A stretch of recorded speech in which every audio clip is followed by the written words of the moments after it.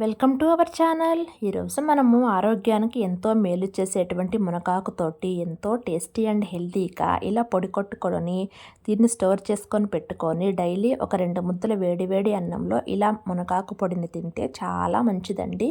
పిల్లలకు ఇది ఏ పొడో కూడా తెలియకుండా మనము పెట్టేసేయచ్చు. ఇక్కడ దీన్ని ప్రిపరేషన్ స్టార్ట్ చేయడానికి మీకు మునగాకు దొరికినప్పుడు దీని ఆకులను శుభ్రంగా వలిచేసుకొని మధ్య మధ్యలో ఇట్లాంటి బాగలేని ఆకులు ఏమన్నా ఉంటే తీసేసుకొని ఈ ఆకుల్ని కడిగి శుభ్రంగా ఒక జాలి గిన్నెలోకి పెట్టేసుకోవాలి. ఇక్కడ ఆకుకున్న తడేం ఆరాల్సిన పని ఏమీ లేదండి. ఈ ఆకులు పలచగా ఉంటాయి కాబట్టి తడి మనకు త్వరగానే ఆరిపోతుంది.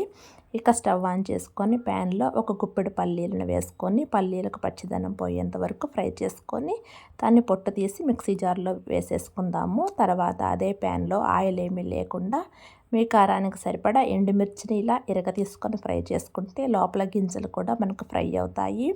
అలాగే మనకు ఈ ఎండుమిర్చి మిక్సీ అవ్వటం కూడా ఈజీ అవుతుంది. ఇలా చిన్న ముక్కలుగా ఉంటే ఇలా ఎండుమిర్చి కూడా ఫ్రై అయిన తర్వాత దీన్ని కూడా అదే మిక్సీ జార్లోకి తీసుకొని ఈ రెండింటికి మనం ఆయిల్ ఏమి యాడ్ చేయలేదు కాబట్టి ఇలా పొడిలాగా కొట్టేసుకొని పక్కన పెట్టేసుకుందాము. ఇప్పుడు ఇక మనము ప్యాన్లో కొద్దిగా ఆయిల్ వేసుకొని మునగాకును ఫ్రై చేసుకుందాము. కొంచెం ఆయిల్ వేసుకొని ఆ మునగాకు మొత్తాన్ని దీనిలో వేసేసుకొని ఈ మునగాకున్న పచ్చిదనం అంతా పోయేదాకా ఫ్రై చేసుకోవాలి. ఈ మునగాకు మనకు త్వరగానే ఫ్రై అవుతుందండి. ఇక దీనిలో కొంచెం చింతపండు వేసుకొని ఇక స్టవ్ ఆఫ్ చేసేసుకుంటే సరిపోతుంది. ఇక ముందుగా మనము ఈ పొడిని కొట్టేసుకున్నాం కదా, దీనిలోకి మనం ఇప్పుడు ఇక చల్లారినటువంటి ఈ మునగాకును కూడా వేసేసుకొని దీనిలో మనము వెల్లుల్లి రెబ్బలు వేస్తున్నామండి. ఇక్కడ నేను వెల్లుల్లి రెబ్బలు కొంచెం కచ్చాపచ్చాగా దంచి వేస్తున్నాను. మిక్సీలో కొంచెం పెద్దగా ఉండే వెల్లుల్లి రెబ్బలు ఎట్లయినా మెత్తగా మెదగవు, అందుకని పెద్ద వెల్లుల్లి రెబ్బలు ఉంటే ఇలా కచ్చపచ్చగా దంచుకొని వేసుకోండి. ఇక తర్వాత సాల్ట్ కూడా వేసేసుకొని ఇలా పొడిలాగా కొట్టేసుకుంటే సరిపోతుందండి. ఇక దీనికి మనం పోపును వేసుకుంటే ఈ పొడి అనేది ఇంకా టేస్టీగా ఉంటుంది. ఇంకా పోపు కోసం స్టవ్ మీద ఒక పోపు గిన్నెని పెట్టుకొని ఆయిల్ వేసుకొని ఆయిల్ హీట్ అయిన తర్వాత ఇక్కడ నేను ఆవాలు ఏమీ యాడ్ చేయటం లేదండి. కొద్దిగా శనగపప్పు, కొన్ని మినప్పప్పు, పోపులో ఇలా పొట్టు ఉన్న మినప్పప్పు వేసుకోండి, టేస్ట్ బాగుంటుంది. తర్వాత కొద్దిగా కరివేపాకు వేసుకున్న తర్వాత ఇందాక మనము మునగాకు ఫ్రై చేసేటప్పుడు జీలకర్ర వేసుకోలేదండి. మొత్తం జీలకర్ర ఇక్కడ పోపులోనే కొంచెం ఎక్కువగా వేసుకొని ఈ పోపు అంతా కలర్ చేంజ్ అయ్యేంత వరకు ఫ్రై చేసుకుందాము.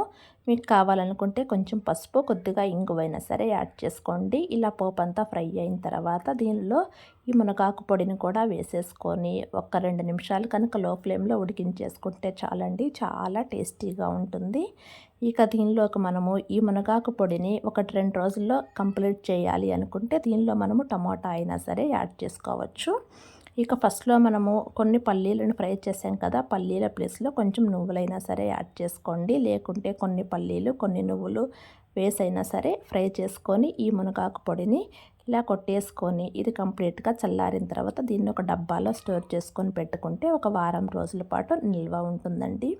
ఇలా చేసి స్టోర్ చేసుకొని పెట్టేసుకొని అందరూ హ్యాపీగా ఈ మునగాకు పొడిని తినేసేయండి. చాలా టేస్టీగా ఉంటుందండి. ఈ వీడియో కనుక నచ్చితే please like, share and subscribe to our channel.